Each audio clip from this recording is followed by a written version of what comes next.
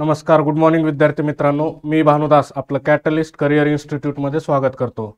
तर नेहमीप्रमाणे आज आपण आपल्या द हिंदू, इंडियन एक्सप्रेस आणि लोकसत्ता या वर्तमानपत्राचे विश्लेषणाला सुरुवात करणार आहोत. ठीक आहे. तर आज 24 फेब्रुवारी आहे. ठीक आहे. आपण नेहमीप्रमाणे बघतोय मागचे 2-3 दिवस झालं की पहिली बातमी आपल्याला कशावर दिसते, इंटरनॅशनल रिलेशनवर दिसते. त्याचं महत्त्वाचं कारण काय आहे ते म्हणजे दिल्लीमध्ये चालू असलेला रायझिना हिल डायलॉग. ठीक आहे. रायझिना डायलॉग ज्याला आपण म्हणतो, दोन संस्थांतर्फे भरवला जातो. आपण बघितलंय ते म्हणजे मिनिस्ट्री ऑफ एक्सटर्नल अफेअर्स आणि दुसरं म्हणजे ORF, ऑब्झर्वर्स रिसर्च फाउंडेशन.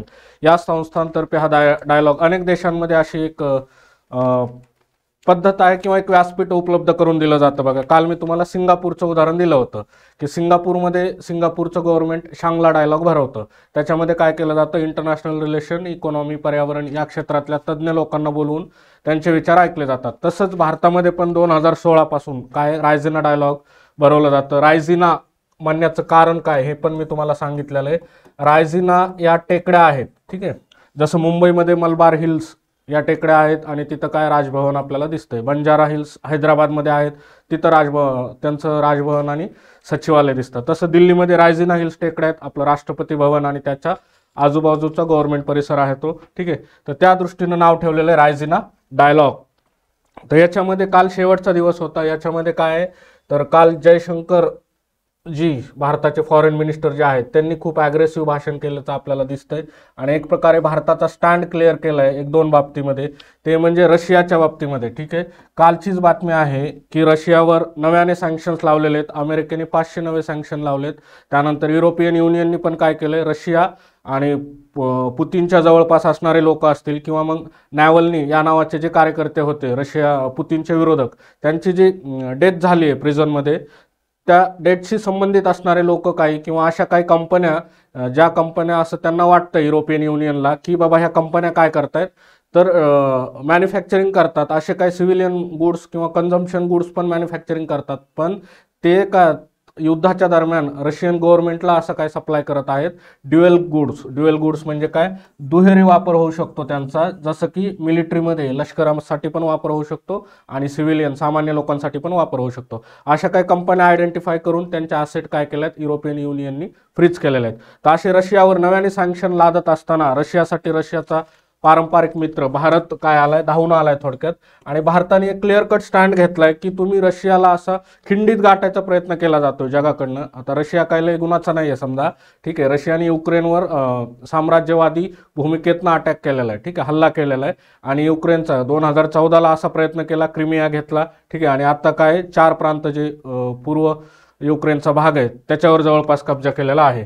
तर आपले जे फॉरेन मिनिस्टर आहेत त्यांनी सांगितलं की तुम्ही रशियाला क्लोज डोअर करू नका. ठीक आहे, दरवाजे बंद करू नका आणि सिंगल ऑप्शन पण देऊ नका, अल्टरनेटिव्ह दिले पाहिजेत रशियाला की हे घे बाबा, जसं आपल्याला MCQ मध्ये असतं 1, 2, 3. ठीक आहे, असे काहीतरी अल्टरनेटिव्ह द्या ज्याच्यातून काय होईल की रशियाला पण एक थोडंसं प्रतिष्ठापूर्वक माघार जे म्हणतो आपण, ठीक आहे, तशी घेण्याची संधी दिली पाहिजे आणि रशिया तिथून माघार घेईल. असं काय रशियाचा मित्र, पारंपरिक मित्र भारताने अशी भूमिका घेतली. आणि याच्यातनं एक प्रकारे काय वेस्टर्न देश जे आहेत त्यांच्यावरच निशाणा साधल्याचं पण दिसतंय आपल्याला. रादर दॅन रशियाला हे ठरवताना जे वेस्टर्न कंट्रीज आहेत ते रशियाला विलन ठरवायचा प्रयत्न करतायत किंवा रशिया बऱ्याच अंशी विलन आहे पण त्या ह्याच्यामध्ये. पण इथं काय केलं भारताच्या परराष्ट्र मंत्र्यांनी की रशियाची बाजू घेऊन थोडक्यात मुद्दा मांडला की तुम्ही रशियाला काय करा, ऑप्शन द्या आणि त्या ऑप्शनपैकी रशियाला वाटतंय असा ऑप्शन निवडून रशिया काय करेल, माघार घेईल. तर मित्रांनो, हे असं झालं की तुमच्या घरावर कोणतरी कब्जा करायला आलंय, चोर आला एखादा, घुसखोर आला एखादा, आणि तुम्ही त्याला म्हणताय की घुसखोरी करू नको, एक काम कर, फक्त एवढं घे तेवढं घे. ठीक आहे, पण फायनली ती काय आहे, घुसखोरीच आहे ना. पण आपला जो राष्ट्रीय स्टँड आहे तो लक्षात घ्या. आपला भारत देश म्हणून आपल्याला रशियाची गरज आहे. रशिया आपला मित्र आहे. अनेक वर्षापासून रशियानं अडचणीच्या काळामध्ये भारताची मदत केली. त्यामुळं जयशंकरजी यांनी जो स्टँड घेतलाय तो स्टँड असा आहे की तुम्ही काय करा, रशियाला खिंडीत गाठण्यापेक्षा रशियाला ऑप्शन्स दिले पाहिजेत. ठीक आहे, असं भारताने भूमिका घेतली.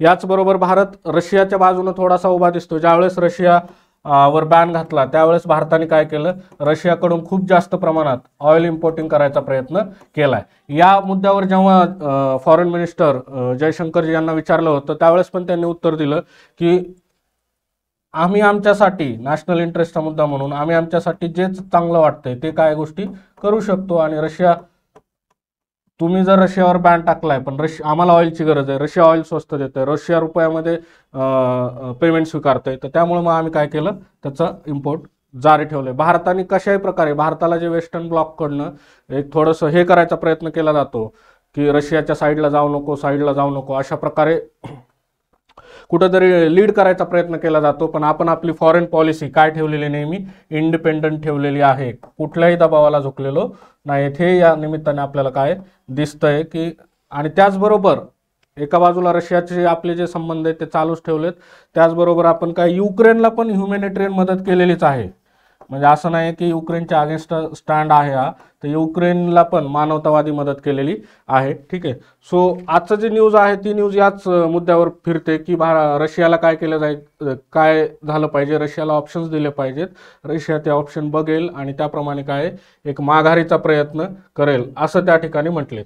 हा एक मुद्दा डिस्कस केलेला आहे. दुसरा मुद्दा डिस्कस केला तो म्हणजे त्यांनी चायनाशी रिलेटेड. ठीक आहे. आपण बघतोय 2020 पासून चायना काय आणखी जास्त ॲग्रेसिव्ह झालेली आहे. आणि आता भारताची जी नॉर्थ ईस्टर्न बॉर्डर आहे अरुणाचल प्रदेश, तिथं त्यांनी लोहित व्हॅली आपली जी, ठीक आहे, इकडं भारताचा नॉर्थ ईस्ट आहे, इथं अरुणाचल प्रदेशची लोहित व्हॅली आहे, लोहित व्हॅली, आणि इथं तवांग आहे.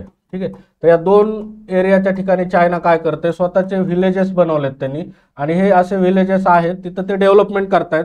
पण असं डेव्हलपमेंट करून दाखवण्याचा प्रयत्न आहे की ही सिव्हिलियन डेव्हलपमेंट आहे, पण ते ड्युएल यूज आहे, सिव्हिलियन ॲज वेल ॲज मिलिटरी पर्पजेससाठी पण. ठीक आहे. या दृष्टीनं चायनाने काय केलंय, भारताला थोडक्यास तर यांनी शब्द वापरलेले आहेत, माइंड गेम खेळायचा प्रयत्न करते. चीन काय करते, माइंड गेम खेळते देशांशी, आणि तुम्ही इतर देशांशी जवळीकता साधू नये किंवा स्वतःला हवे असणारे उद्देश साध्य करण्यासाठी इतर देशांबरोबर चीन काय माइंड गेम खेळण्यास पटाईत आहे. त्यांनी ह्याची तुलना स्लेजिंगशी केलेली आहे. क्रिकेटमध्ये जसं एखादा बॅट्समॅन खेळू लागला चांगला की त्याला बॉलर आणि फिल्डर, कीपर हे काय करतात, स्लेज करून त्याचं मन भटकावण्याचा प्रयत्न करतात, त्याच्यावर दबाव आणायचा प्रयत्न करतात. तसं चीनकडून भारताच्या बाबतीत केलं जातंय. ठीक आहे. साऊथ चायना सी असेल, पाकिस्तानचा इकॉनॉमिक कॉरिडॉर असेल, किंवा आता जे नॉर्थ ईस्टमध्ये चीननी व्हिलेजेस, नॉर्थ ईस्ट बाउंड्रीवर व्हिलेजेस इस्टॅब्लिश करून तिथं जे डेव्हलपमेंट चालली आहे त्या दृष्टीनं तो एक मुद्दा असेल. तर यांचं म्हणणं आहे की काहीतरी हिस्टॉरिकल डिस्प्यूट उचलला जातो चीनकडून, आणि त्या हिस्टॉरिकल डिस्प्यूटवरनं काय तुम्हाला उचकवण्याचा प्रयत्न केला जातो. पण आम्ही ह्याला बळी पडणार नाही, आम्ही आमची इंडिपेंडंट पॉलिसी जी काय आहे ती पॉलिसी स्ट्रॅटेजी चालू ठेवू, असं पण या ठिकाणी भारतातर्फे सांगण्यात आलंय. तर हे एक मुद्दा होता जे की इथं डिस्कस केलेला आहे बघा. ठीक आहे. अजून ह्याच्याशी इंटरनॅशनल पेजवर गेल्यावर आपण येणार आहे, त्यावेळेस आपण आणखी बघूयात. दुसरा मुद्दा इथं, हां, हे एक मुद्दा आहे पण ते एवढा हे पण नाही आहे की महत्त्वाचा तेवढा दिसत नाही, पण आपण डिस्कस करून घेऊयात थोडासा फक्त, की सुप्रीम कोर्टने काय केलं, तामिळनाडू गव्हर्नमेंटला फटकार लगावलेली आहे. कारण तामिळनाडू गव्हर्नमेंट, मद्रास हायकोर्टने ईडीच्या संदर्भामध्ये काही अधिकाऱ्यांना समन्स पाठवलेले आहेत. तर त्याच्या विरोधात काय आहे, सरकार कोर्टामध्ये गेलं, आणि त्यामुळे सुप्रीम कोर्टनीच तामिळनाडू सरकारला काय केलंय, ताशेरे ओढलेत त्यांच्यावर, त्यांना फटकारलंय की तुम्ही हायकोर्टच्या कामामध्ये हस्तक्षेप करू नका, ईडीच्या कामात हस्तक्षेप करू नका, ज्याला नोटीस पाठवली त्यालाच रिस्पॉन्ड करू द्या. गव्हर्नमेंट ॲज अ गव्हर्नमेंट म्हणून तुम्ही का रिस्पॉन्ड करताय, ज्याला नोटीस पाठवली त्याला काय आहे त्याच्या पर्सनल कॅपॅसिटीमध्ये रिस्पॉन्ड करू द्या, अशा प्रकारची त्यांनी काय तिथं भूमिका घेतल्याचं दिसतंय आपल्याला. पुढचा मुद्दा आहे बघा तो म्हणजे, हां, आता हे काय मुद्दा एक उघडकीस आला आहे की Delhi approaches Moscow for early discharge of Indian army helpers. ठीक आहे. की जेव्हा युक्रेनमध्ये युद्ध सुरू झालं, रशिया युक्रेन, त्यावेळेस काही भारतीय लोकांना रिक्रूट करण्यात आलेले, भारतीय तरुणांना, आणि मग हे चर्चेमध्ये आल्यानंतर भारताने आता अशी मागणी केली रशियाकडे की त्यांच्याकडे जेवढे भारतीय तरुण आहेत ते तरुण काय त्यांनी लष्करामध्ये सेवा देत आहेत त्यांची रिलीज करून टाकावं, त्यांची सुटका करावी. असाच मुद्दा आता इस्रायलमध्ये पण चालू बघा. इस्रायलमध्ये जवळपास 1 लाख भारतीय गाझा पट्ट्यामध्ये काय केलेत, युद्धासाठी गेलेले आहेत रोजगाराच्या शोधामध्ये. तर बघा भयंकर परिस्थिती रोजगाराची ह्याच्यावरनं दिसू शकते की जिथं आपल्या जीवावर येणार आहे हे माहीत असताना सुद्धा 1 लाख लोक काय इस्रायलला गेलेले आहेत रोजगाराच्या शोधात. आणि हे असं नाही की इंडिव्हिज्युअल कॅपॅसिटीमध्ये गेले आहेत, भारत सरकारच्या परराष्ट्र मंत्रालयाकडून ती पूर्ण प्रोसिजर झालेली आहे, असं तुम्ही बघू शकता. ठीक आहे. याच्यानंतर पुढचा मुद्दा आहे तो, हां, सायन्स टेकसाठी आपल्या GS MPSC साठी GS4च्या दृष्टीनं हा महत्त्वाचा मुद्दा आहे.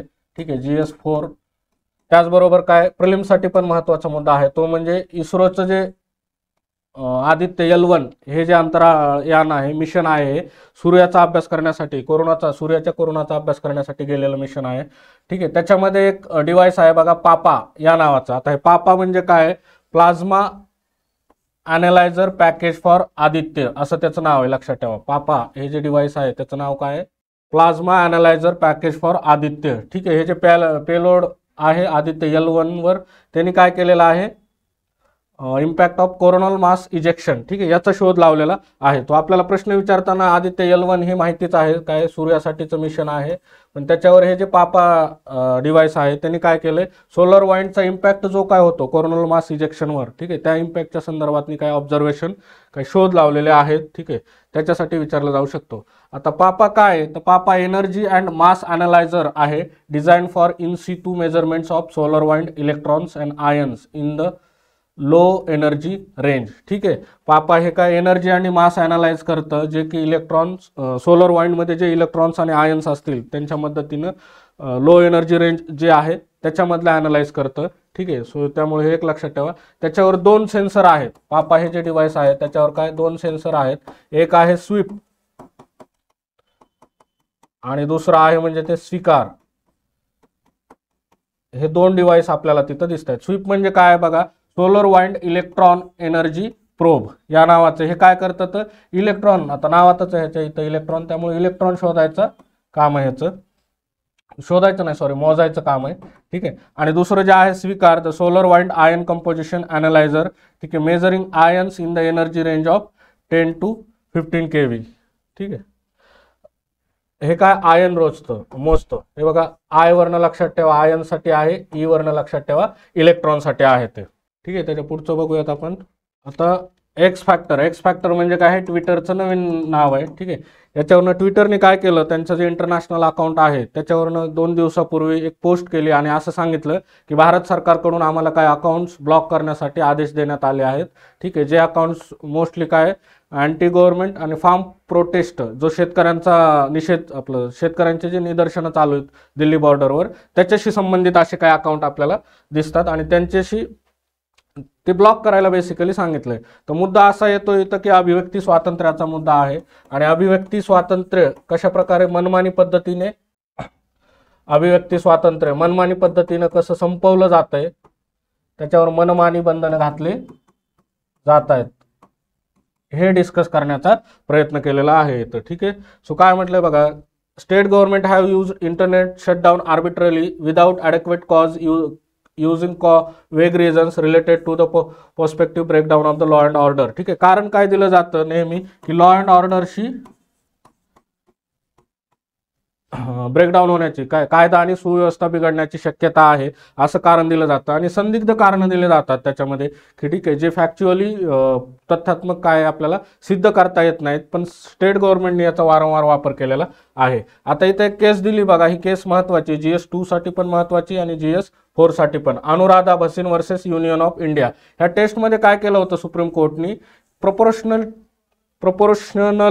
प्रोपोर्शनलिटी टेस्ट दिली होती. आपण ह्याच्यासाठी आधी एकदा बघितलं होतं बघा, पुट्टास्वामी केस आहे ज्याच्यामध्ये काय RTI वर्सेस प्रायव्हसी हा जो मुद्दा येतो, पुट्टास्वामी केस 2017 मध्ये RTI वर्सेस प्रायव्हसी. ठीक आहे, तसंच इथं काय आहे की अभिव्यक्ती स्वातंत्र्य वर्सेस बंधने, हे काय अनुराधा भसीन केसमध्ये, Anuradha Bhasin versus union of India. ठीक आहे,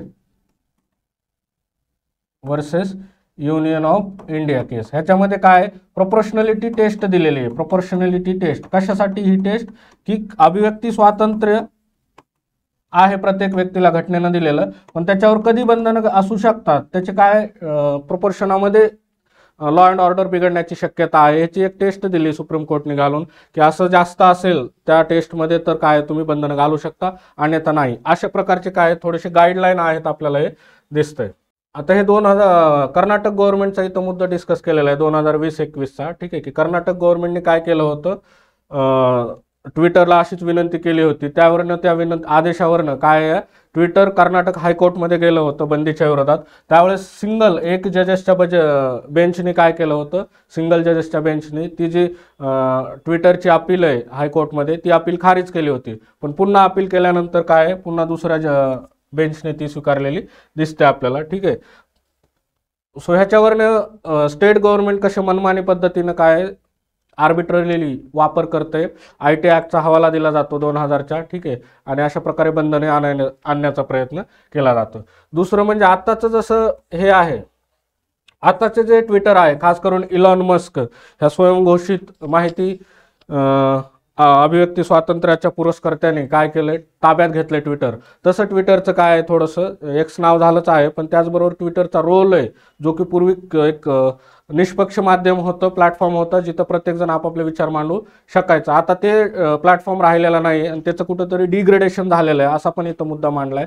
ठीक आहे. ते फक्त एक तुमचं व्ह्यू कशाकडे, त्याचा कमर्शियल वापर कंपन्यांसाठी कसा करून घेता येईल एवढं पुरतंच फक्त राहिलेलं आहे, असं पण ट्विटरवर पण काय टीका केल्याची दिसतं आपल्याला. ठीक आहे.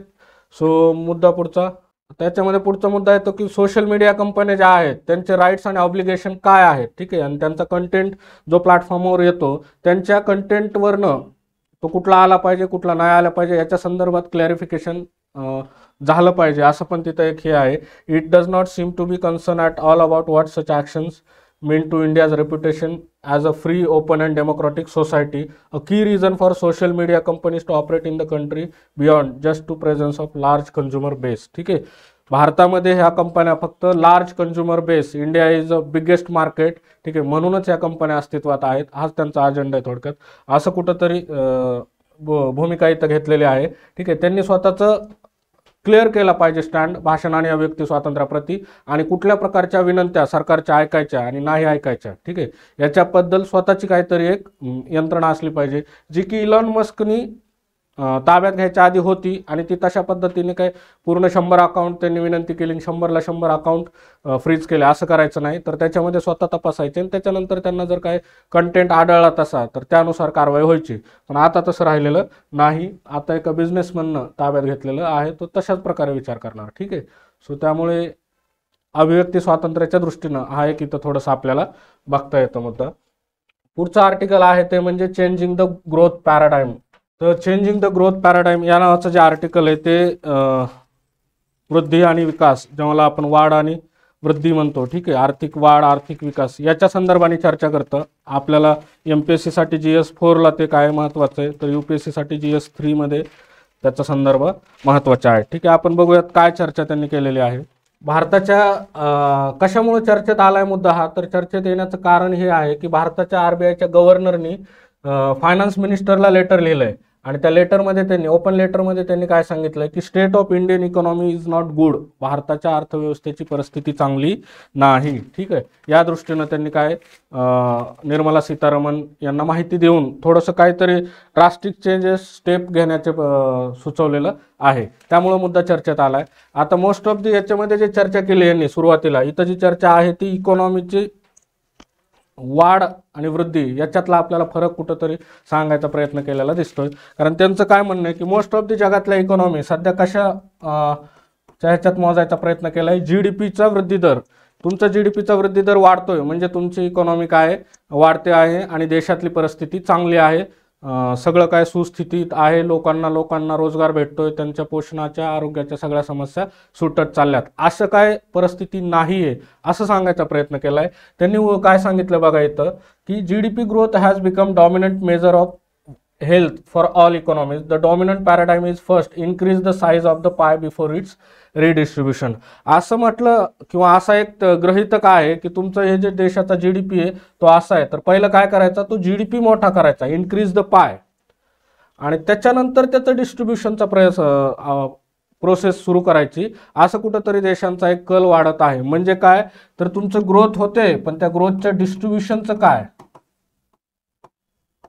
वाढ होते पण वाढीची जी फळं आहेत ते फळं सगळ्यांना भेटतायत का, त्याच्यामध्ये समानता आहे का, या दृष्टीनं त्यांनी सांगितले. ते म्हटले की सोशलिस्ट पॅटर्नमध्ये ह्याची काळजी घेतली जायची की जी वाढ होत आहे ती वाढ होत असताना समान त्याचे फळं काय सगळ्यांना भेटले पाहिजेत किंवा डिस्ट्रीब्युशन ॲटलिस्ट कुठंतरी होतंय असं दिसलं तरी पाहिजे, रिडिस्ट्रीब्युशन. ठीक आहे, पण आपल्याला ह्या मॉडेलमध्ये जे GDP ओरिएंटेड विकासाचे मॉडेल आहेत त्याच्यामध्ये मात्र हे दिसत नाही असं त्यांनी सांगितलेलं आहे. ठीक आहे, it has replace socialist model which वर concern with the condition at the bottom. ठीक आहे, जे सोशलिस्ट मॉडेलमध्ये काय, जे तळागाळातले लोक आहेत त्यांची कंडिशन कशी आहे, त्यांची वेलबिंग कशी आहे, आरोग्य, शिक्षण, रोजगार, भौतिक सुविधा या त्यांना भेटतायत का, याच्याकडे कुठंतरी कटाक्ष असायचा. पण GDP ओरिएंटेड ग्रोथ मॉडेल जे आहेत, ठीक आहे, त्याच्यामध्ये मात्र याच्याकडे लक्ष दिलं जात नाही. Sitharaman is not responsible for the poor condition of the economy. त्यांनी हे सांगितलंय की भारताच्या अर्थमंत्री त्याला जबाबदार नाही आहे, ते काय आत्ताचं नाही आहे, म्हणजे इट इज स्ट्रक्चरल प्रॉब्लेम आहे, आत्ताच्या सरकारचा ते प्रॉब्लेम नाही आहे. आपलं सोशलिस्ट पॅटर्नपासून स्वातंत्र्य झाल्यापासून आपण जे काय पॅटर्न स्वीकारला ते, त्याच्यानंतर 1991चं LPGचं धोरण स्वीकारलं. LPG धोरणानंतर भारताचा GDP खूप वाढतोय. यांनी उदाहरण दिलंय बघा की UPAच्या काळामध्ये 2004 ते 14 मध्ये 7.2% वाढ राहिली. अपवाद फक्त 2008-9चा आहे, ज्यावेळेस काय अमेरिकेमध्ये सबप्राईम क्रायसिस आले होते. ठीक आहे, 2008-9ला जे लेहमन ब्रदर्स कोसळलं आणि त्याच्यानंतर काय मंदी सदृश्य परिस्थिती झाली, त्यावेळेसच फक्त ग्रोथ रेट कमी राहिला, नाही तर भारताचा ग्रोथ रेट 7.2% राहिला असं त्यांनी सांगितलं GDPचा. तसंच त्यांनी NDAच्या काळात पण सेम कंडिशन आहे. 2014 आताचं NDA सेकंड 2014 ते 24 मध्ये पॅन्डेमिकचा काळ जर सोडला 20-21चा, ठीक आहे, तर तो काळ सोडला तर बाकी काळामध्ये आर्थिक वाढ GDPची काय चांगलीच राहिलेली आहे असं त्यांनी सांगितलंय. पण there was no difference in the growth but structural condition that cause inequitable growth have also not change, in fact they have once worsened. ठीक आहे, सो यांचं म्हणणं काय आहे की त्याच्यामुळे वाढ सेम राहिलेली आहे, वाढीचा काय मुद्दा नाही आहे, किंवा त्याच्या UPAच्या काळामध्ये रिडिस्ट्रीब्युशन खूप झालं, विकासाचं फळे सगळींकडे पोहोचले आणि NDAच्या काळात पोहोचलेत असं काही नाही आहे. ठीक आहे, त्या काळात पण सेमच झालेले आहेत, पण structural condition that cause inequitable growth. ठीक आहे, ग्रोथ जी काय डिस्ट्रीब्युशनचं प्रमाण आहे ते मात्र काय सेकंड काळामध्ये इथं कुठं वर्स झालेलं आपल्याला दिसतंय असं त्यांनी सांगितलेलं आहे. ठीक आहे, पुढचा मुद्दा आहे तो म्हणजे इन्क्लुझिव्ह आणि सस्टेनेबल डेव्हलपमेंट. ठीक आहे, all economy in the world ते स्टेजेस डिस्कस केलेले आहेत की काय होतं जेव्हा एखादी कंट्री डेव्हलप होते, म्हणजे काय होतं तर पहिल्यांदा ती ॲग्रिकल्चरिस्ट असते, ॲग्रिकल्चरिस्टकडनं पुन्हा ती इंडस्ट्रीमध्ये जाते, इंडस्ट्रीच्या फेजमधनं कुठं जाते ती सर्व्हिस इंडस्ट्रीकडे जाते. अशा आपल्याला जनरली काय विकसित देशांची अवस्था आपल्याला दिसते, जे काय फेजेस आहेत त्या फेजेस आपल्याला दिसत आहेत. ठीक आहे, पण भारताच्या बाबतीत मात्र काय झालंय, भारताचं इंडस्ट्रियलायझेशन असू द्या किंवा अर्बनायझेशन असू द्या, औद्योगिकरण शहरीकरण या दोन्हीचा वेग जगाच्या वेगापेक्षा प्रचंड काय मंद आहे. ठीक आहे, सो असं त्यांनी सांगितलंय. दुसरा मुद्दा आहे ते म्हणजे ग्लोबल क्लायमेट क्रायसिस, जागतिक हवामानाचं जे संकट आहे त्या संदर्भामध्ये. ठीक आहे, भारताने पण काय केलं पाहिजे, फॉसिल फ्युअलपासून कुठंतरी वेगळा पर्याय शोधायचा प्रयत्न केला पाहिजे आणि वेगळा पर्याय शोधून इन्क्लुझिव्ह आणि एन्व्हायरमेंटली सस्टेनेबल ग्रोथ याच्यासाठी प्रयत्न केले पाहिजे. ठीक आहे, शाश्वत विकासासाठी प्रयत्न केले पाहिजेत. आता त्यांनी पुढचं डिस्कशन केलं की फॉसिल फ्युअल म्हणजे जीवाश्म इंधने आणि आधुनिक इकॉनॉमी यांचा काय संबंध आहे. आपल्या सगळ्यांना माहिती, रोजच्या प्रत्येक कामामध्ये काय कुठंतरी जीवाश्म इंधनाचा वापर झाल्याचं दिसतं आपल्याला. ठीक आहे, उदाहरण दिले त्यांनी एक झेक आणि कॅनडियन पर्यावरण तज्ज्ञ आहेत, ठीक आहे, ज्यांचं नाव आहे वॅक्लाव स्मिल, यांनी पुस्तक लिहिलं how the world really works. ठीक आहे, a scientist guide to our past and present and future. त्यांनी फॉसिल फ्युअलचा आणि मॉडर्न इकॉनॉमीचा काय संदर्भ आहे, काय संबंध आहे, दोघांमधला आंतरसंबंध मांडायचा प्रयत्न केला आहे. त्यांनी काय सांगितलंय की जीवाश्म इंधनं कशासाठी लागतात तर 4 पायाभूत मटेरियल आहेत इकॉनॉमीसाठी किंवा आधुनिक नागरीकरणासाठी.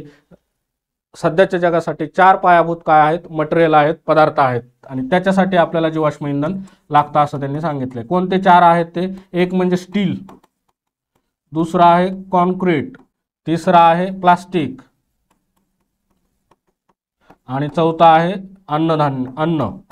ठीक आहे, तर या 4 गोष्टींच्या प्रोसेसमध्ये, त्यांना बनवण्यामध्ये, त्यांच्या बनवण्यापासून इतर पदार्थ बनवण्यामध्ये, त्याच्या डिस्ट्रीब्युशनमध्ये, ठीक आहे, काय आपल्याला जीवाश्म इंधनाचं ज्वलन करावं लागतं असं त्यांनी सांगितलंय. ठीक आहे, आणि स्टील याच्यात आपल्याला माहिती आहे की सगळ्यात महत्त्वाचं प्रोडक्शन आपण बघू शकतो. तर यांचं उदाहरण देऊन प्रत्येक ठिकाणी असं सांगायचा प्रयत्न केला की स्टीलचा वापर इथं होतो आणि ह्याच्यासाठी जीवाश्म इंधन जाळलं जातंय. ठीक आहे, त्यांचं असं पण म्हणणं आहे की खूप दिवस लागणार आहेत, जेव्हा आपण हे जे बेसिक मटेरियल आहे त्यांना रिप्लेस करायला सुरुवात करू, सुरुवात करेपर्यंत किंवा यांचा पर्याय शोधेपर्यंत अनेक वर्ष काय जावे लागणार आहेत. आणि यातलं सगळ्यात महत्त्वाचं आहे अन्न.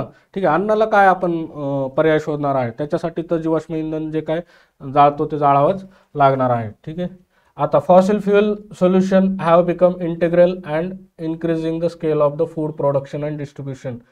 मग त्यांनी आपण शेतीसाठी कसा वापर असतो, फार्म मशिनरी ज्या असतात, शेतीमध्ये जे यंत्र वापरले जातात त्याच्यामध्ये काय जीवाश्म इंधनाचा वापर केला जातो. जे युरिया किंवा जे फर्टिलायझर खतं आहेत त्यांच्या बनवण्यामध्ये पण, त्यांच्या वाहतुकीमध्ये पण काय जीवाश्म इंधनाचा वापर केला जातो. आणि ते फॉसिल फीड स्टॉकपासूनच काय फर्टिलायझर बनवले जातात. ठीक आहे, स्टील पण जीवाश्म इंधनावरच चालतं. प्लास्टिक पण काय जीवाश्म इंधनाच्या ज्वलनातूनच आपल्याला बनवावं लागतं. त्यांनी ते सगळं सांगितलेलं आहे. The greater the retreat of agriculture mechanization and reduction in the use of synthetic agrochemicals and reduction of this fossil fuels based services, the greater the need for the labour force to live cities to produce food in the old ways. आता यांनी कुठंतरी गांधीचा जो मार्ग आहे खेड्याकडे चला याच्याकडे जाण्याचं एक ते जे वॅक्लॉस मिल आहेत, जे एक एन्व्हायरमेंट तज्ञ त्यांचं सांगितलं यांनी की त्यांनी खेड्याकडे चला हा जो अव्यवहार्य वाटणारा आजचा जो घोषणा आहे जी गांधीजींनी दिली होती ती घोषणा त्यांनी दिली आहे. आणि त्यांनी सांगितलं की तुम्हाला ॲग्रिकल्चरमध्ये मेकनायझेशन जे यांत्रिकरण झालेलं आहे त्याच्यासाठी जे फॉसिल फ्यूल जाळत आहेत ते कुठंतरी रिट्रीट करावं लागेल, माघार घ्यावं लागेल आणि तुम्हाला सिंथेटिक ॲग्रोकेमिकल्स वापरावे लागतील. ठीक आहे, जीवाश्म इंधनाचा कमीत कमी वापर करावा लागेल आणि जो ओल्ड वे आहे पारंपरिक शेती करण्याचा, सेंद्रिय शेती करण्याचा, त्याच्याकडे तुम्हाला कुठं जावं लागेल. आणि याच्यासाठी काही लेबर जे शहरामध्ये आहेत त्यांना पुन्हा ॲग्रिकल्चरमध्ये परत पाठवावं लागेल. मला वाटतं हे आपल्यासाठी तर अजिबातच कामाचं नाही. भारतासारख्या देशात जिथं ऑलरेडी ॲग्रिकल्चरमध्ये काय आपल्याला छुपी बेरोजगारी प्रचंड प्रमाणामध्ये आढळते. ठीक आहे, यांनी दुसरं सोल्युशन सांगितलं लोकल सोल्युशन. ठीक आहे, यालाच आपण आता जे चर्चा केली गांधीयन. ठीक आहे, की ग्रामीण भागामध्येच राहायचं, ग्रामीण भागामध्येच तिथल्या तिथं खेडे स्वयंपूर्ण बनवायचे आणि तिथल्या लोकांच्या गरजा खेड्यानेच काय पुरवायचा. असा जो लोकल सोल्युशन आहे ते त्यांनी सांगितलेलं आहे. आपल्याला ते सोल्युशन फिजिबल वाटत नाही. त्यांनी सांगितलं की ग्रामीण Bharat can be a university of the world. ठीक आहे, आपण ह्या बाबतीमध्ये स्वयंपूर्ण खेड्यांच्या बाबतीमध्ये जगाचे विद्यापीठ होऊ शकतो असं त्यांनी सांगितलं. तर आपल्याला त्याच्यामध्ये विद्यापीठ होण्याची आवश्यकता नाही. आम्ही कुठं प्रगत व्हायच्या वेळेला कुठं दारात चाललोय त्यावेळेस लगेच जग माघार घ्यायच्या गोष्टी करायला लागले असं झालं ते म्हणजे. ठीक आहे, आता हे पुन्हा रायसिना डायलॉगच्या दृष्टीनं काय आंतरराष्ट्रीय रिलेशनसाठी महत्त्वाचं आहे IR दृष्टीनं. ठीक आहे, हे जे NB8 आहेत, NB8 म्हणजे काय नॉर्डिक आणि बाल्टिक कोऑपरेशन. ठीक आहे, नॉर्डिक कळायला पाहिजे तुम्हाला. हा जो आर्टिक आहे समजा आपण मॅप बघायला लागलो तर इथं कुठंतरी आर्टिक सर्कल आपल्याला दिसतं. ह्याच्या आजूबाजूला जे कंट्री आहेत ठीक आहे त्यांना काय नॉर्डिक नेशन आणि इथं बाल्टिक नेशन आपल्याला दिसत आहेत. तर हे नॉर्डिक आणि बाल्टिक असे दोन्ही मिळून 8 राष्ट्र आहेत. ठीक आहे, 8 Nordic and Baltic countries are participating together as a representative on the cooperation. ठीक आहे, त्यांचं म्हणणं आहे की आम्ही पहिल्यांदाच असं एक सामूहिक बॉडी म्हणून 8 जणांचा हा जो समूह आहे NB8 8 जणांचा समूह आहे नॉर्डिक आणि बाल्टिक कंट्रीज. त्याच्यामध्ये कोण आहे बघा ते सांगतो आधी तुम्हाला. नॉर्डिक देश कोणकोणते? डेन्मार्क आहे, इस्टोनिया आहे, फिनलँड आहे, आइसलँड आहे, लॅटव्हिया आहे, लिथुएनिया आहे, नॉर्वे आणि स्वीडन आहे. यातले जे इस्टोनिया आहे, लॅटव्हिया आहे आणि लिथुएनिया आहे ह्या 3 देशांना काय बाल्टिक नेशन म्हटलं जातं आणि बाकीचे जे 5 देश आहेत त्यांना नॉर्डिक कंट्रीज म्हटलं जातं. तर हे जिओग्राफिकली हिस्टॉरिकली सोशली काय आहेत एकमेकांचा एकाच रिजनमधले आहेत, सोबत आहेत, त्यामुळे त्यांनी तो ग्रुप फॉर्म केलेला आहे.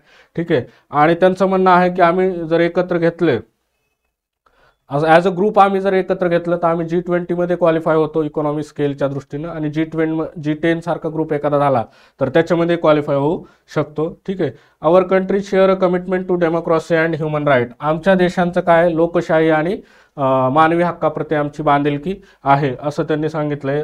ठीक आहे, आम्ही काय मल्टीलॅटरलिझम बहुपक्ष वादावर आधारित आंतरराष्ट्रीय व्यवस्था, आंतरराष्ट्रीय नियमावर चालणारी आंतरराष्ट्रीय व्यवस्था याच्यासाठी प्रयत्न करत आहोत. ठीक आहे, आमच्याकडे काय अनेक वर्षापासून चालत आलेली लोकशाही परंपरा आहे आणि भारत पण त्याचाच कुठंतरी हिस्सा आहे. आम्ही ज्या मूल्यांवर विश्वास ठेवतो त्या मूल्यांवरच भारत पण विश्वास ठेवतो आणि म्हणून आम्ही पहिल्यांदाच ॲज अ ग्रुप म्हणून काय कुठल्या तरी व्यासपीठावर एकत्र आलो आहेत आणि ते 8 जण इथं एकत्र आलेत. हे जे 8 मंत्री आहेत 8 देशांचे त्यांनी मिळून लिहिलेलं हे काय आर्टिकल आहे. ठीक आहे, त्यांनी सांगितलं की सध्या जगामध्ये काय जिओपॉलिटिकल शिफ्ट होतोय भू राजकीय, तो शिफ्ट दोन ठिकाणी महत्त्वाचा आहे. एक तर इंडो पॅसिफिक रिजन जे आहे, समजा इंडो एशिया पॅसिफिक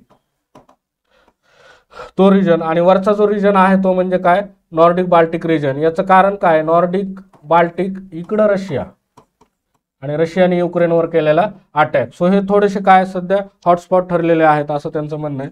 त्यामुळे आपल्याला इथं इंटरनॅशनल लॉ बाइंडिंग करण्यासाठी आपल्याला एकत्र येऊन काम करणं गरजेचं आहे.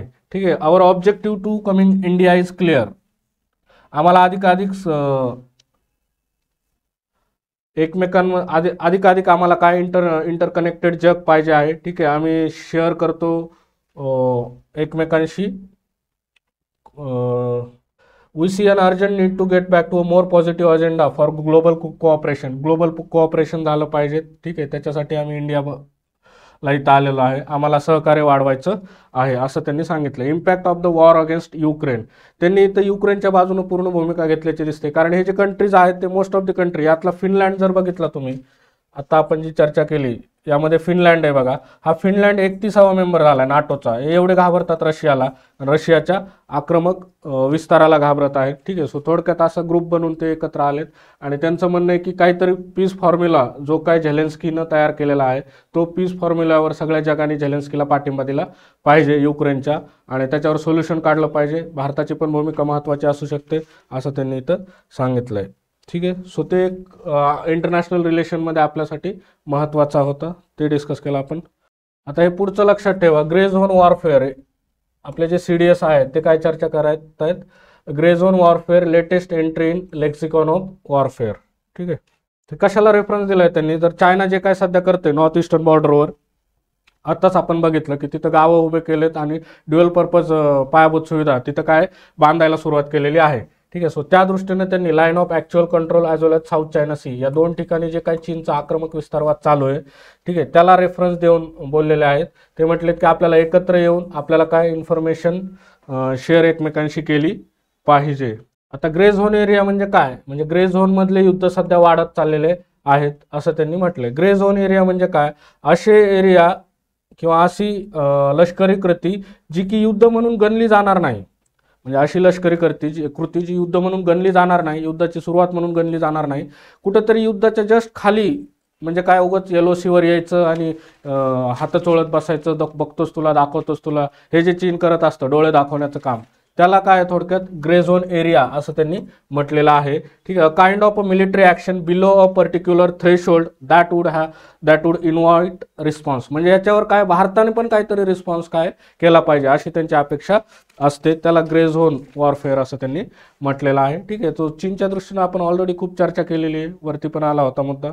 आता हे बघा, लडाखची मागणी जी आहे 6 शेड्यूलमध्ये समावेश करावा, याच्यासाठी काय आहे, सोनम वांगचुक रायमन मॅग्सेसे विजेते जे आहेत, ठीक आहे, त्यांनी पुन्हा उपोषणाची घोषणा केलेली आहे. ठीक आहे.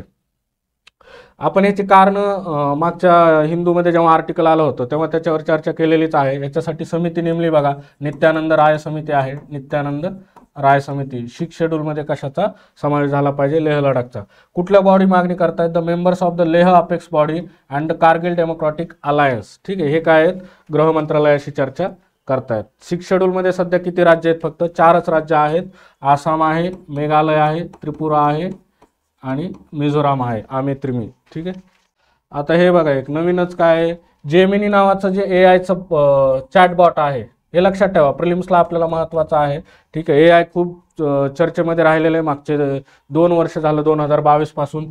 जसं ओपन AI कंपनीचं ChatGPT आलं होतं. ठीक आहे. ChatGPT कोणाचं आहे, ओपन AI कंपनीचं आहे. आणि जेमिनी हे कोणाचं आहे, गुगलचंच आहे. ठीक आहे. जेमिनी कोणाचं आहे, गुगलचं आहे. गुगलचं अजून एक आहे बघा, बार्ड नावाचं. काय नाव आहे त्याचं, बार्ड. ठीक आहे. So Gemini AI's reply to is Modi fascist violates IT rule says minister. ठीक आहे. एका कोणीतरी खोडसाळ पोरांनी खोडसाळपणा केला आणि AI चॅटबॉट जे आहे जेमिनी गुगलचं, ठीक आहे, त्याच्यामध्ये त्यांनी प्रश्न विचारला असा, आणि असा प्रश्न विचारल्यावर जेमिनीनं काय रिप्लाय केला की असे काही लोक आहेत की ते पुराव्यावर आधारित, थांबा मी एक्झॅक्ट वाचतो, माझ्याकडनं काय नको जायला.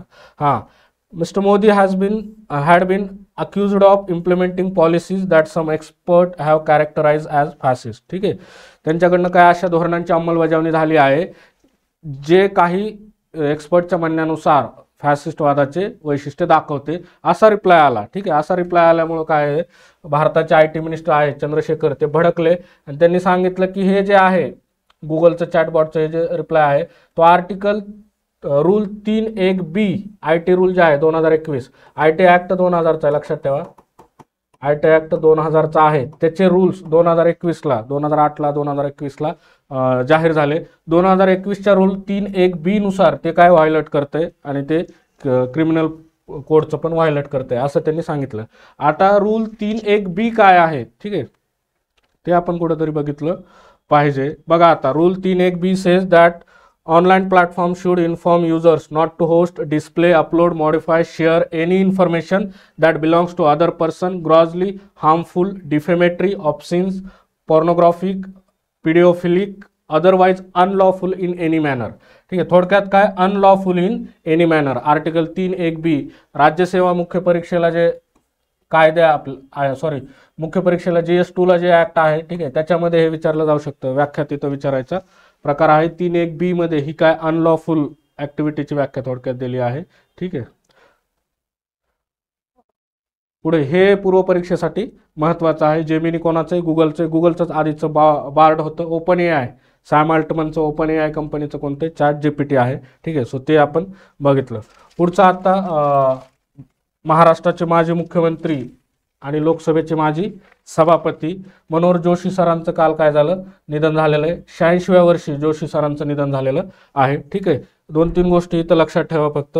1900 non Congress government for the first time. ठीक आहे, महाराष्ट्रामध्ये first time non Congress government, जे की खरंच नॉन काँग्रेस होतो. पुलोद वगैरे त्याला नॉन काँग्रेस म्हणता येत नाही. नॉन काँग्रेस गव्हर्नमेंट युतीचं जे आलं 1995, तर 95 ते 99 काय जोशी सर महाराष्ट्राचे मुख्यमंत्री होते. आणि 2000 अटलजींच्या काळामध्ये, अटलजींचं NDAचं सरकार होतं तेव्हा अवजड उद्योग मंत्री होते, अवजड उद्योग मंत्री. पण 2002 ते 2004 या दरम्यान ते काय होते, लोकसभेचे स्पीकर पण होते. ठीक आहे, हे लक्षात ठेवा, लोकसभेचे स्पीकर होते, हे महत्त्वाचं आहे. 2002 ते 2004 राज्यसेवा पेपर 2 साठी महत्त्वाचं आहे, प्रिलिम्ससाठी पण महत्त्वाचं आहे. ठीक आहे, आता हे एक मुद्दा आहे की सेंटरनी काय केलं, सरोगसी रूल पुन्हा बदलले आहेत. मागच्या वर्षी मार्च महिन्यामध्ये सेंटरनी रूल बदलले होते. सुप्रीम कोर्टाने आता आदेश दिले, विचारणा केली का बदलत नाहीत अजून, पुन्हा त्याच्यात चेंज केले. मागच्या वर्षी मार्च 2023 मध्ये काय केलं होतं बघा त्यांनी, कधी बदललेले, मार्च 23च दिले होते फक्त. 14 मार्च 23ला जर सरोगसी करायची असेल, ठीक आहे, तर ते आई वडिलांकडनंच असले पाहिजेत. आई वडील दोघांचेच काय एग्ज आणि स्पर्म असले पाहिजे असं त्यांनी सांगितलं होतं रूल्समध्ये मागच्या वर्षीच्या. ठीक आहे, म्हणजे दोघांचे आई वडील दोघांचेच एग्ज आणि स्पर्म असले पाहिजेत आणि बाकीचे कोणाचेही स्वीकारता येणार नाहीत असं त्यांनी सांगितलेलं. पण मग अशी केस झाली एक, ज्याच्यामध्ये एका महिलेला रेअर आजार होता. ठीक आहे, ज्याच्यामुळे तिचे एग्स काय हार्म झाले होते आणि फर्टाईल नव्हते. मग त्या आदेशामध्ये सुप्रीम कोर्टाने, ती महिला सुप्रीम कोर्टात गेली ह्या रूल्सच्या विरोधात आणि मग सुप्रीम कोर्टाने आदेश दिले की हे बेकायदेशीर आहे थोडं कुठंतरी, कारण मेडिकल कंडिशन अशा असू शकतात ज्याच्यामध्ये वन ऑफ द पॅरेंट्सचं काय स्पर्म किंवा एग्स फर्टाईल नाही, कॅपेबल नाही, त्यावेळेस मग परमिशन दिली पाहिजे. तर सरकारने मग आता रूल्स बदललेत आणि डिस्ट्रिक्ट मेडिकल बोर्डला काय केलंय, परमिशन दिली आहे की हस्बंडचे किंवा वाईफचे दोन्हीपैकी कोणाही एका इंटेंडिंग पॅरेंटचे एग्स किंवा स्पर्म जर फर्टाईल नसतील तर काय करता येईल, डोनरकडनं घेता येईल असं सांगितलंय. हा एक मुद्दा आहे. ठीक आहे, GS3 राज्यसेवा GS3 साठी महत्त्वाचा आहे. आणि पुढचा मुद्दा एक तो आहे म्हणजे सिंगल वुमन विडो ऑर डायव्हर्सी. ठीक आहे, विधवा किंवा घटस्फोटित या सिंगल महिला ज्या आहेत त्या सरोगसी करू शकतात, पण तिथं त्यांनी सेल्फ एगचाच वापर केला पाहिजे अशा प्रकारे ते नोटिफिकेशन आहे. ठीक आहे, पुन्हा आपण मगाशी चर्चा केलेली US files new sanction on Russia on Wars anniversary, ठीक आहे, 2 वर्ष झाले युद्धाची वार्षिकी साजर केली अमेरिकेने. 500 नव्या सँक्शन टाकलेल्या आहेत रशियावर, ठीक आहे. रशियाचे financial sector, defence sector, industrial आणि प्रोक्युरमेंट नेटवर्क या 3-4 सेक्टरला टार्गेट केलं आहे. त्याच्या मागे आपलं युरोपियन युनियन पण लगेच मागे पळाली. त्यांनी पण काय केलंय, कंपन्यांचे ॲसेट फ्रीज केलेले आहेत. अशा कंपन्या ज्यांचा संबंध नाव्हल्नीच्या मृत्यूशी आहे किंवा मग रशियाचं जे युद्ध चालू आहे त्याच्यामध्ये कुठल्या ना कुठल्या सप्लायच्या टप्प्यावर त्या काय करतायत, काम करतायत, अशा माहिती असलेल्या कंपन्यांचे ॲसेट फ्रीज केलेले आहेत, ठीक आहे. सो हे एक आहे. आता आर्मेनिया बघा, बिचारा रशियाच्या बाजूने असतो नेहमी. ह्या युद्धामध्ये, युक्रेनच्या युद्धामध्ये तर खूप पुढं करत होता तो, ठीक आहे, आपल्याला माहीतच आहे. पण सध्या एक वाद सुरू आहे आर्मेनिया आणि अझरबैजान यांच्यामध्ये. हे जे 2 देश आहेत, USSRचे जुने मेंबर देश आहेत हे, ठीक आहे. त्यांच्या 2 देशामध्ये कुठल्या मुद्द्यावरनं वाद चालू आहे, नोगार्नो काराबाख. आर्मेनियाचा जो एरिया आहे नोगार्नो काराबाख, हे लक्षात ठेवा बरं का. प्रिलिम्सला, UPSC प्रिलिम्सला असे मुद्दे विचारले जातात. प्लेसेस इन न्यूज जोड्या लावा आणि खूप खूप क्वेश्चन काढायला लागलेत ते, ठीक आहे. सो नोगार्नो काराबाख हा जो मुद्दा आहे, प्लेसेस इन न्यूज, तो आपल्याला माहिती असला पाहिजे. आर्मेनियाचा एरिया आहे, पण तो कोणाच्या रिबेलच्या हातात होता किंवा रिबेलच्या कंट्रोलमध्ये होता आणि आता त्याच्यावर कोणतरी अझरबैजान हा जो देश आहे त्यांनी कंट्रोल करायचा प्रयत्न केला आहे. सो याच्यावरनं काय आर्मेनियानी नाराजगी दाखवली आणि त्यांनी CSTO ही जी काय संघटना आहे, CSTO संघटना जी आहे कोणाची, जशी अमेरिकेची NATO आहे तशी USSRची पूर्वी वार्सा पॅक्ट म्हणून होती, वार्सा पॅक्ट, ठीक आहे. पण 1991ला USSR संपलं, नष्ट झालं. तर त्याच्यानंतर काय केलं मग, पुन्हा ह्यांना रशियाला वाटत होतं की आपली अजूनही एखादी तरी संघटना असावी. त्यावेळेस त्यांनी काय 94 पासूनच प्रयत्न केले, पण 2002ला CSTO स्थापन झाली. कलेक्टिव्ह सिक्युरिटी ट्रीटी ऑर्गनायझेशन असं पण म्हटलं जातं याला, कलेक्टिव्ह सिक्युरिटी ट्रीटी ऑर्गनायझेशन, किंवा ह्याला ताश्कंद ट्रीटी पण म्हटलं जातं. लक्षात ठेवा, ताश्कंद, उझबेकिस्तानची राजधानी ताश्कंद, ठीक आहे, तिथं ही ट्रीटी झाली होती, त्यामुळे याला ताश्कंद ट्रीटी पण म्हटलं जातं. भारत आणि पाकिस्तान यांची 1965ची पण ताश्कंद ट्रीटी आहे, ती वेगळा मुद्दा. तर CSTO 2002ला स्थापन झाली. याच्यामध्ये 6 देश आहेत बघा, ठीक आहे. तुमचं रशिया आहे, आर्मेनिया आहे, नंतर कझाकिस्तान आहे, अझरबैजान नाही, याच्यात अझरबैजान नाही आहे, आर्मेनिया आहे, कझाकिस्तान आहे, त्याच्यानंतर उझबेकिस्तान आहे, त्याच्यानंतर ताजिकिस्तान आहे आणि किर्गिजिस्तान आहे, ठीक आहे. सो हे 6 देश त्याच्यामध्ये आहेत, पण सध्या स्वतःला सस्पेंड करून घेतलंय किंवा सदस्यत्व तात्पुरतं स्वतःच स्थगित केलंय आर्मेनियानी. कारण काय, तर आर्मेनिया आणि अझरबैजान यांच्यामध्ये जो एक प्रदेश आहे नागार्नो काराबाख या नावाचा, जो की आर्मेनियाचा आहे सध्याच्या पॉलिटिकल बाउंड्रीमध्ये, पण कंट्रोल रिबेलचं होतं आणि अझरबैजान त्याच्यावर ताब्यात घेण्याचा प्रयत्न करतोय, ठीक आहे. सो याच्यावरनं CSTO, नाटोवर MPSC प्रिलिम्सला प्रश्न विचारला होता 2022च्या प्रिलिम्सला, ठीक आहे. तसाच प्रश्न CSTOवर पण विचारला जाऊ शकतो. इंटरनॅशनल ऑर्गनायझेशन सिलेबसला आपल्याला आहे सुद्धा, ठीक आहे. तर अशा प्रकारे द हिंदू आपला आजचा झालेला आहे. आपण इंडियन एक्सप्रेसमधील काही मुद्दे आहेत का ते चर्चा करूयात. ते आताच बघितलं आपण, US targets Russia with hundreds of sanction, 500 sanction लावलेत, ठीक आहे, आफ्टर नाव्हल्नीज डेथ, ठीक आहे. नाव्हल्नीचे जे वाईफ आहेत त्या काल परवाच कॅलिफोर्नियामध्ये बायडेन नानाला भेटल्या होत्या, ठीक आहे. त्याच्यानंतर हे फ्रेश सँक्शन रशियाच्या विरुद्ध काय आलेले आहेत, ठीक आहे. लक्षात ठेवा, नाव्हल्नी हे कोण होते, पुतीनचे कट्टर विरोधक म्हणून गणले जायचे. ते रशियामध्ये त्यांचा जेलमध्ये मृत्यू झाला आहे. आता हे बघा, नेतन्याहूचा प्लॅन, इस्रायल PM त्यांचं काय पोस्ट वॉर प्लॅन आहे युद्धानंतरचा, की गाझाची सिक्युरिटी आणि सिव्हिलियन अफेअर दोन्हीवर पण आम्हाला काय पाहिजे, कंट्रोल पाहिजे, अशी इस्रायलची मागणी आहे. आता ह्याच्यासाठी 3 देश प्रयत्न करायलेत, काहीतरी फॉर्म्युला निघाला पाहिजे. US, इजिप्त आणि कतार, ठीक आहे. तिघांचे प्रयत्न चाललेले आहेत की एक सस्टेनेबल सोल्युशन या संदर्भामध्ये काढलं पाहिजे, पण इस्रायल काही गोष्टीवर अडून बसलेला आहे. आता आपण आताच न्यूज बघितली जोशी सरांच्या डेथ संदर्भातली, ठीक आहे, त्यामुळे ते परत चर्चा करणार नाही, ठीक आहे. बघा, भारतातलं दुसरं राज्य आहे उत्तराखंड नंतर, ठीक आहे. उत्तराखंडने रंजना प्रकाश देसाई समिती स्थापन करून UCC स्वतःच्या विधिमंडळामध्ये काय मान्य संमत करून घेतला. आता आसाम पण त्याच मार्गात चाललेला आहे. युनिफॉर्म सिव्हिल कोड, त्यांनी मुस्लिम मॅरेज लॉ काय केलेला आहे, बॅन केलेला आहे संपवलेला आहे. ठीक आहे. त्यांनी काय सांगितलं, चाइल्ड मॅरेज आणि ज्या तसल्या प्रथा आहेत त्या बंद करण्यासाठी मुस्लिम मॅरेज लॉ 1935चा तो काय केला त्यांनी संपवलेला आहे. आता हे बघा, आपण हिंदूमध्ये सुरुवातीला डिस्कस केलं होतं, जसं की बीजिंगचं काय mind game equivalent to cricket sledging. ठीक आहे. त्यांनी म्हटलेलं आहे की क्रिकेटमध्ये जसं स्लेजिंग चालतं तसं चायना काय करते, डर्टी ट्रिक अवलंबतं आणि माइंड गेम खेळायचा प्रयत्न केला. हा जो कंटेंट आहे आपण द हिंदूच्या वेळेसच डिस्कस केला आहे, त्यामुळे त्याचे पुन्हा डबल करत नाही. ठीक आहे. तर आजच्या इंडियन एक्सप्रेसमधून एवढंच. ठीक आहे. आपण उद्याच्याला पुन्हा भेटूयात द हिंदू आणि इंडियन एक्सप्रेसच्या न्यूज अनालिसिसमध्ये.